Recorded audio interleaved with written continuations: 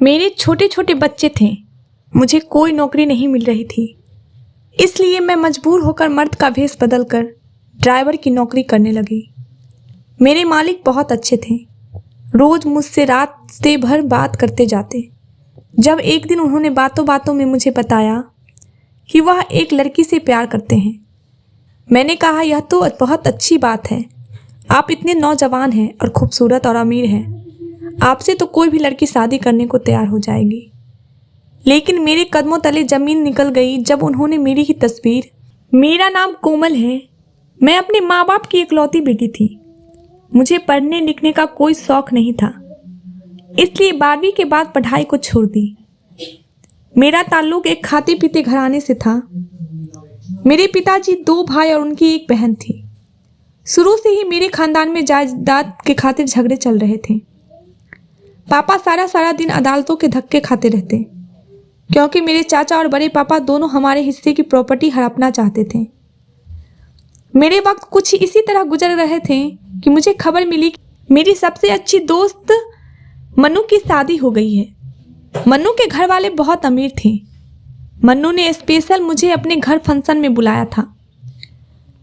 मैं उसकी मेहंदी के फंक्शन में गई तो घर आते वक्त काफ़ी रात हो गई थी कि रास्ते में एक तेज़ रफ्तार से गाड़ी गुजरती हुई गाड़ी मेरे पास आ रुकी और किसी ने मेरे मुंह पर कपड़ा रखा और मैं बेहोश हो गई। मेरी आंख खुली तो अपने आप को एक तहखाना में पाया, जहां पहले ही कुछ लड़कियां मौजूद थीं। एक बड़ा सा कमरा था जिसे मुझे समझने में ज़्यादा देर नहीं लगी कि यह एक कैद खाना है।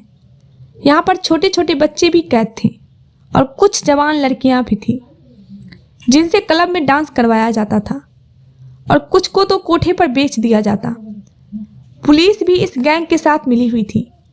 इनमें से एक लड़का मुझे देखकर मुस्कुराया। उसे देखकर मुझे बहुत गुस्सा आया। वह मुझे घूरता ही जा रहा था। मैंने डर के एक लड़की का हाथ पकड़ा और उससे कहा कि किसी न किसी तरह से हमें यहाँ से निकलना होगा। मैं डर से के मारे कांप रही थी। मुझे अपने साथ साथ अपने माँ बाप की भी फिक्र हो रही थी। मेरे बिना उनका तो रो रो कर बुरा हाल हुआ होगा। सभी लड़कियां रो रही थी और बच्चे भी बेतहाशा रोए जा रहे थे। मैं एक बच्चे के पास बैठी। वह बच्चा मुझे बहुत ही प्यारा लग रहा था। मुझे उस बच्चे पर बहुत तरस आया। उसे देखकर लग रहा था कि वो गुस्से से ज़मीन को घूर रहा है और सोच रहा है कि जैसे तैसे मुझे यहाँ से निकलने का रास्ता मिल जाए। मैंने प्यार से उस बच्चे के सर पर हाथ फेरा और कहा, तुम इन जालिमों के हाथ में कहाँ से आ गए? मेरे सवाल पर करते ही वो बच्चा रोने लगा। तभी कुछ लोग वहाँ पर आए और सभी को भेड़ बकरियों की तरह मारने पीटने लगे और मारते हुए कह रहे थे कि चलो तुम लोगों को कहीं और जाना है। यहाँ पर तकरीबन 50 लोग कैद थे और इन 50 लोग को कहीं और शिफ्ट होना था। इस अंधेरे कैद खाने में सूरज को देखे बहुत दिन हो गए थे। कुछ पता नहीं था कि कब सुबह होती है और कब शाम। यहाँ पर मौजूद कुछ लोग से ड्रग सप्लाई का काम भी लिया जाने लगा था। अब मुझे इस दिन का डर था जिस दिन यह लोग मुझे भी इस घिनौने काम में लगवा देते। अक्सर हम जिन चीज़ों से डरते हैं हमारे साथ वही होता है। अब ये लोग यहाँ पर मौजूद सभी लोगों को नशे का आदी कर रहे थे। एक दिन मुझे भी एक दूसरे में कमरे में ले गया। यहाँ पर मौजूद एक लड़के ने मुझे एक इंजेक्शन दिया। अब रोज़ यही होता और कब मैं इस नशे की आदी हो गई मुझे पता ही नहीं चला। और जो लड़का इंजेक्शन देता मैं उसके पास जाने लगी और उससे अपने मन की सारी बात शेयर करती और खूब रोती कि यह हादसा होने के बाद मेरी माँ बाप जीते जी मर गए होंगे। पता नहीं लोगों ने मेरे माँ बाप को क्या क्या सुनाया होगा। इस लड़के का, जिसका नाम सोनू था, मुझसे वादा किया कि एक न एक दिन तुम्हें मैं यहाँ से निकलवा दूंगा। लेकिन इससे पहले किसी ने उस लड़की को पुलिस के हवाले कर दिया। कहते हैं खराब वक्त गुजर ही जाता है, लेकिन जिस तरह गुजर रही हो उसे ही पता चलता है। वक्त कैसे गुजरा। एक रोज हम लोगों की निगरानी पर जो शख्स रखा गया था, अचानक उसे चक्कर आया और वह गिरकर बेहोश हो गया। हम सब ने इस मौके का फायदा उठाया और वहां से निकल कर भाग गए। यकीन करिए कि उस दिन पता चला कि आज़ादी क्या होती है। अपनी जान सबको प्यारी होती है। हम सब अंधाधुंध भाग रहे थे। कुछ लोगों को गोलियां लग गई और कुछ इस भगदड़ में जख्मी हो गए। मैं इतनी जोर से जमीन पर गिरी थी कि मेरा बाजू टूट गया था, लेकिन इस वक्त इस तकलीफ से ज़्यादा यही सोचती कि कुछ भी करके यहाँ से भागना है, नहीं तो सारी जिंदगी इनकी कैद में रह जाऊंगी। यह एक सुनसान रास्ता था, सड़क के साथ लगा हुआ था, एक घना जंगल था। मैं इस जंगल में घुस गई और बड़ी मुश्किल से जान बचाकर वहां से निकली। रात काफी हो चुकी थी। सड़क पर आती जाती गाड़ियों को रोकने की कोशिश की, लेकिन रात के इस वक्त कोई भी लिफ्ट देने को तैयार नहीं था। मैंने पैदल ही वहां से चलना शुरू किया, लेकिन 2 दिन से भूख और कुछ नशे की आदत की वजह से मेरा चलना मुश्किल हो गया था। कुछ दूर भागने के बाद मैं वहीं गिरकर बेहोश हो गई। जब आंख खुली तो हॉस्पिटल का वार्ड था। मैंने देखा मेरा पास एक डॉक्टर और 2 पुलिस वाले खड़े थे। मुझे होश में आते ही पुलिस वाले मुझे पूछताछ करने लगे। मैं डर गई थी कि कहीं जिस मुसीबत से निकली हूँ दोबारा उसी में फंस ना जाऊं, इसलिए मुकर कर जाना बेहतर समझा। लोगों ने मेरा घर का एड्रेस लिया और मैंने देखा कि मेरी माँ मेरे सामने खड़ी थी। मुझे देखते ही वो चीखना चिल्लाना शुरू की। लोगों ने बताया कि मेरी माँ आज 6 माह बाद बोली थी। जब मैं अगवा हुई थी तो लोगों ने मेरे माँ बाप को ताने मारने शुरू कर दिया कि तुम्हारी बेटी तो बदचलन है, इसलिए घर से भाग गई। मेरे पिता यह सब बर्दाश्त नहीं कर पाए और फिर एक दिन वो इस दुनिया को छोड़कर चल बसे। मेरी माँ बेटी और पति के गम में दिमागी तौर से बीमार हो गई थी और आज जब वह मुझे देखी तो चीख चीख कर रोने लगी। 2 दिन अस्पताल में रहने के बाद जब मैं घर आई तो पता चला ये समाज लड़कियों का घर से भागना तो याद रखता है या किसी ने अगवा कर लिया ये नहीं देखता। हर शख्स अपनी ऐनक लगाकर बैठा रहता है और सब अपनी नज़र अपनी सोच के मुताबिक दूसरों पर बातें करना शुरू कर देता है। मेरे घर आते ही आस पड़ोस के लोग मेरे घर पर इकट्ठा हो गए थे और मुझसे सवाल की बारिश होने लगी कि वो लड़का कौन है जिसके साथ तुम भागी थी। तुमने एक बार भी अपने माँ बाप के बारे में नहीं सोचा? तुम्हारी वजह से तुम्हारा बाप यह दुनिया छोड़कर चल बसा। मैंने अपनी सफाई देनी चाही पर किसी ने मेरी एक न सुनी, इसलिए मैं चुप हो गई। लोगों ने मेरी माँ से कहा कि अगर तुम अपनी इस बदचलन बेटी को घर पर रखी तो तुम्हें समाज से बाहर निकाल दिया जाएगा। मेरी माँ ने इन सब लोगों की बातें सुनी तो उन्होंने भी किसी से कुछ कहना उचित नहीं समझा, क्योंकि उन्हें पता था कि हमारी कोई सुनने वाला नहीं। इसलिए उन्होंने उसी वक्त मेरा हाथ पकड़ा और गांव छोड़कर शहर चली गई।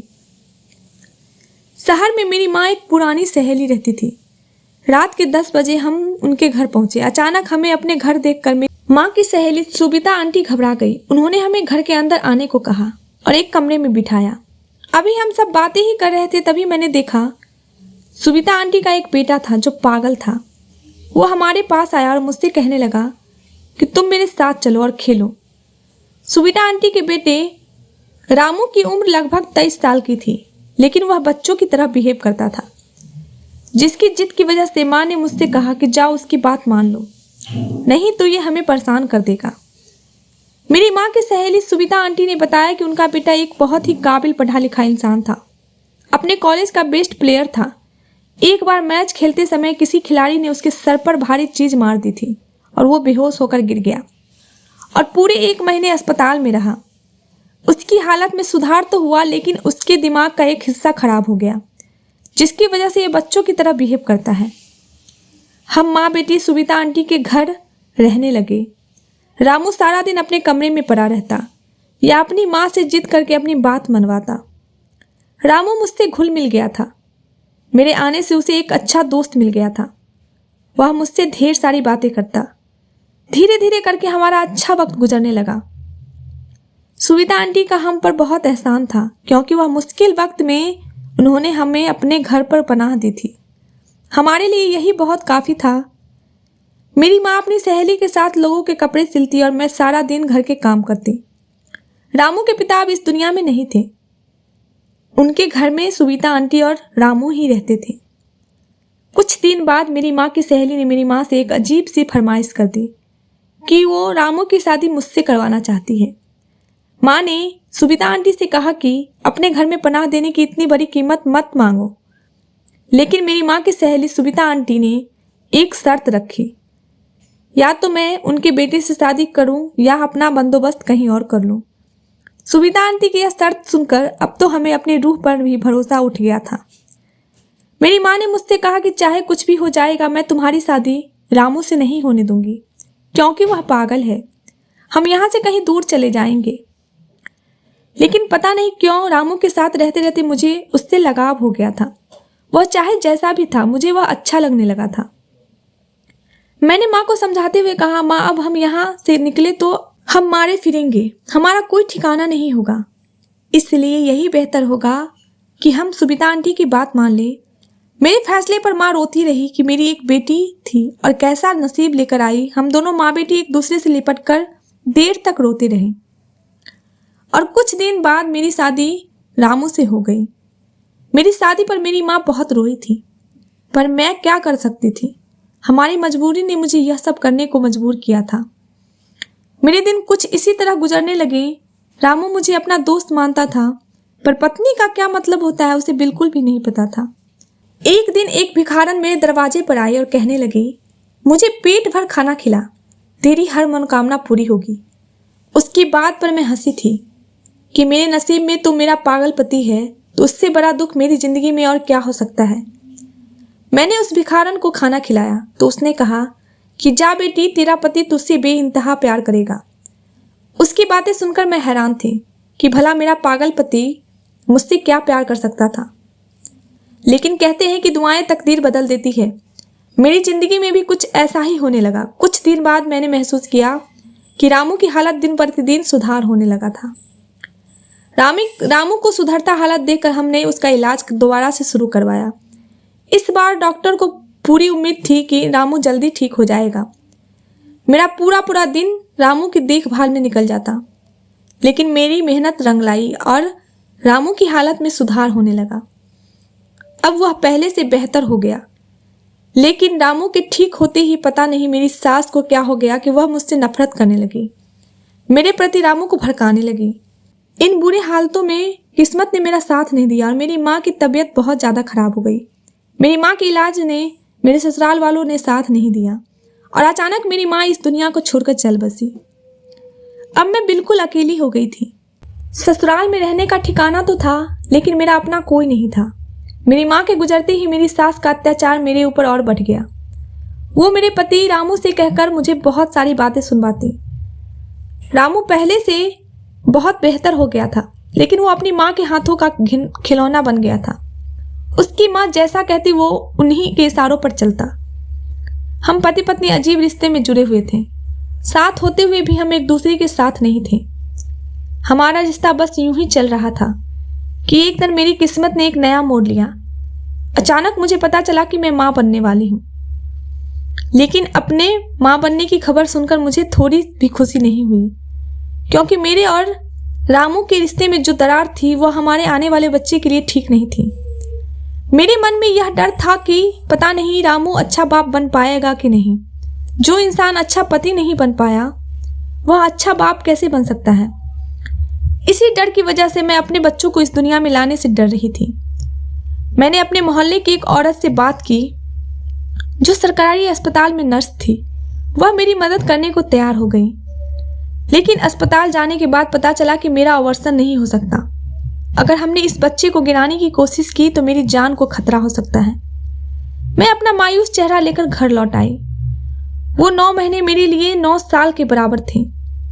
किसी तरह यह 9 महीने गुजरे और मैंने 2 जुड़वा बच्चों को जन्म दिया। एक बेटा और दूसरी बेटी थी। बच्चों को देखकर मेरी मन में अजीब सी खुशी थी। अपने बच्चों को देखकर मेरी ममता तड़प उठी और मैंने उन्हें अपने सीने से लगा लिया था। बच्चों की पैदाइश के बाद रामू और मेरी सास का रवैया पहले से कुछ बेहतर हो गया था। वह दोनों मुझे भले ही ना पूछते, लेकिन उन्हें बच्चे से बहुत लगाव था और मेरी जैसी बदकिस्मत के लिए यही काफी था। धीरे धीरे मेरे दिन कुछ इसी तरह गुजरने लगे और वह दिन मेरी जिंदगी का सबसे खूबसूरत दिन था जब मेरे बच्चे ने मुझे माँ कहकर पुकारा था। यह बात वही लोग समझेंगे जिनका अपना कोई नहीं होता। एक दिन मेरी सास और मेरे पति रामू किसी काम से बाहर गए थे, पर वापसी घर आते वक्त उन दोनों का एक्सीडेंट हो गया और मौके पर ही उन दोनों की मौत हो गई। उनकी मौत की खबर सुनकर मैं फिर से एक बार टूट चुकी थी और चकनाचूर हो गई थी। वह दोनों मेरे लिए कैसे भी थे, पर वही लोग तो मेरे बच्चों का सहारा थे। यह सब सोच सोच कर सारी रात मुझे नींद नहीं आती। कि अब हमारा गुजर बसर कैसे होगा। जो थोड़ी बहुत जमा पूंजी थी वह कुछ दिन चली, फिर धीरे धीरे हमारे घर में खाने के लाले पड़ने लगे। एक माँ खुद भूखी रह सकती है लेकिन अपने बच्चों को भूखा नहीं रख सकती। मैं अगल बगल के मोहल्लों में काम कर अपने बच्चों का पेट पालने लगी, लेकिन एक अकेली औरत का कोई सहारा नहीं होता और ना ही तो लोग उसे बेइज्जती करने में तुले रहते हैं। लोगों के घर काम करने जाती तो वहां पर उनके घर के मर्द मुझे गंदी निगाहों से घूरते। एक दिन मैं यूं ही ऐसे ही भटकते भटकते जा रही थी कि मुझे पता चला कि एक आदमी को ड्राइवर की जरूरत है। मैं गाड़ी चलाना उन्हीं दिनों सीखी थी जब मैं किडनैप हुई थी। वो किडनैपर हमें ट्रेनिंग देते थे ताकि वक्त आने पर हम गाड़ी चला कर भाग सकें। लेकिन फिर से परेशानी वही थी कि मुझे एक मर्द की गाड़ी चलानी थी। इसलिए मैंने अपना हुलिया चेंज कर लिया और अपने आप को मर्द के पोशाक में ढाल लिया। कोई भी मुझे देखता तो यही समझता कि मैं एक मर्द हूं और मैं उस आदमी की गाड़ी चलाने लगी। वो साहब बहुत अच्छे थे। वो मुझसे अपने मन की सारी बात शेयर करते। धीरे धीरे साहब और मेरे बीच एक गहरी दोस्ती हो गई थी। गाड़ी चलाते चलाते मेरा सफर भी अच्छा गुजरा था। एक दिन बातों ही बातों में मैंने उनसे पूछा कि आपने अभी तक शादी क्यों नहीं की है। उन्होंने मुझे बताया कि एक लड़की देखी थी और उससे मैं प्यार करने लगा था, पर जिंदगी ने ऐसा वक्त दिखाया कि मैं उसे ढूंढ न सका। अपने झमेला में वो लड़की कहीं खो गई। वह किस्मत की मारी थी, पता नहीं वो किस हाल में होगी। साहब ने कहा कि अगले दिन उस लड़की की तस्वीर वो मुझे दिखाएंगे।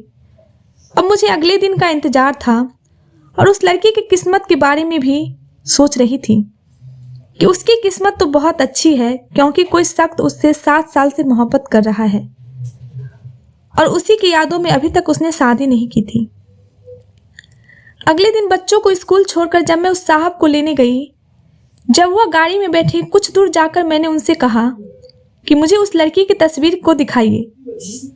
आखिर कौन है वो खुशनसीब, कौन है जिससे आप प्यार करते हैं। उन्होंने जब उस लड़की की तस्वीर निकालकर मुझे दिखाई तो तस्वीर देखकर मेरे पैरों तले जमीन निकल गई थी, क्योंकि वह शख्स तो मेरी ही तस्वीर मुझे दिखा रहा था। यह तस्वीर तब की थी जब मैं अगवा हुई थी। पता नहीं कैसे इस तस्वीर को निकाला गया था। गाड़ी अचानक ब्रेक लगने से रुकी थी। उसे साहब ने कहा, गाड़ी ध्यान से चलाओ। उसे क्या पता था कि मैं किसी ध्यान में नहीं थी। उसने मुझे बताया कि 7 साल पहले वह एक गैंग का हिस्सा थे।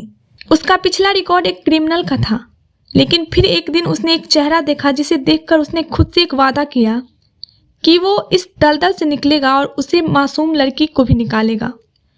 उसने बताया कि मैं वहाँ पर मौजूद लोगों को नशे का आदी बनाता था, पर जब मैंने उस लड़की को देखा उसके प्यार में गुम हो गया था और मैं इस गलत काम से छुटकारा पाना चाहता था।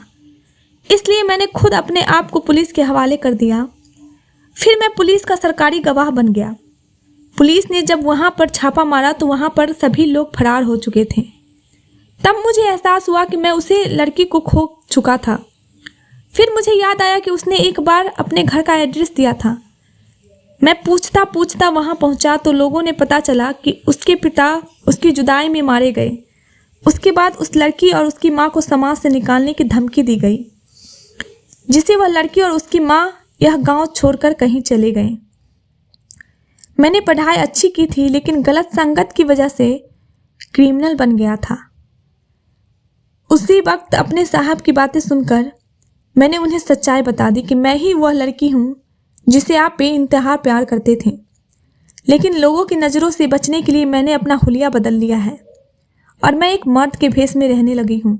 राहुल को जब पता चला कि मैं कोमल हूँ तो मुझे अपने सामने देखकर बहुत खुश हो गए और मुझे गले से लगा लिए। मैंने अपने ऊपर बीती हर बात उन्हें बताई। राहुल ने मुझे सांत्वना देते हुए कहा कि तुम फिक्र मत करो, मैं तुम्हारी ज़िंदगी के सारे दुखों को दूर कर दूंगा, तुम्हारे बच्चों को अपना लूँगा।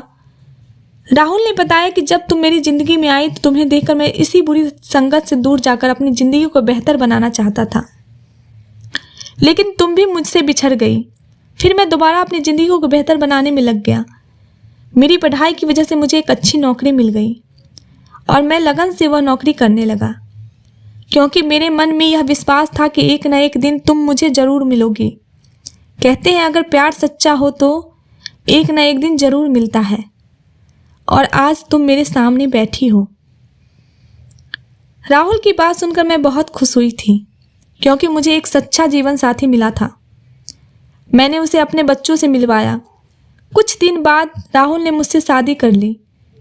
मैंने अपनी ज़िंदगी में जितने दुख झेले थे, राहुल ने आकर मेरे दामन में खुशियाँ भर दी थी। दोस्तों, वीडियो कैसा लगा कमेंट करके ज़रूर बताएं। चैनल को लाइक करें और चैनल सब्सक्राइब ज़रूर करें। धन्यवाद दोस्तों।